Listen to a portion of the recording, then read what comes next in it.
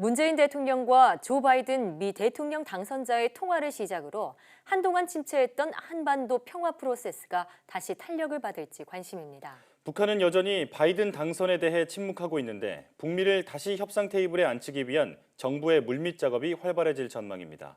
황혜경 기자가 보도합니다.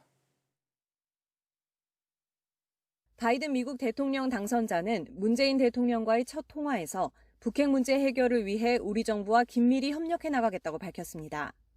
한미 동맹과 코로나19, 기후변화와 같은 의제와 함께 북한도 언급했다는 점에서 취임 후에도 주요 과제로 다룰 것으로 관측됩니다. 미국 대선 뒤 첫 고위급 인사로 워싱턴을 방문하고 돌아온 강경화 외교부 장관도 바이든 측 인사들의 한반도 평화에 대한 지지를 평가했습니다. 평화 프로세스에 대해서 평소에도 많은 지지를 보내주셨던 분들이고요. 그리고 우리가 그동안 추진했던 무슨 종전선언이라든가 이런 부분을 제가 설명을 좀 드릴 수 있는 기회였다고 생각을 합니다.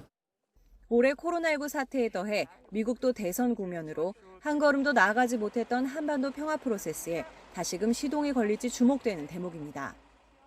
첫 단축격인 종전선언과 관련해 미 하원에서 의원 52명이 지지 서명에 나설 정도로 미국 내에서도 논의가 이루어지고 있고 이르면 내년 초에 열릴 한미 정상회담에서 이에 대한 공감대가 이루어진다면 가망없어 보이던 북미 협상 재개도 탄력을 받을 수 있기 때문입니다.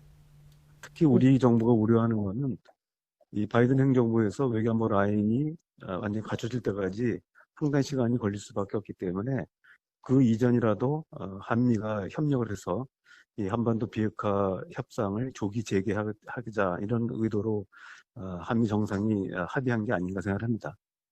문제는 북한입니다. 미 대선 결과에 침묵하고 있는 북한이 장고 끝에 새 행정부에 대한 비판이나 전략 도발에 나선다면 대화나 협력의 여지는 좁아질 수밖에 없습니다.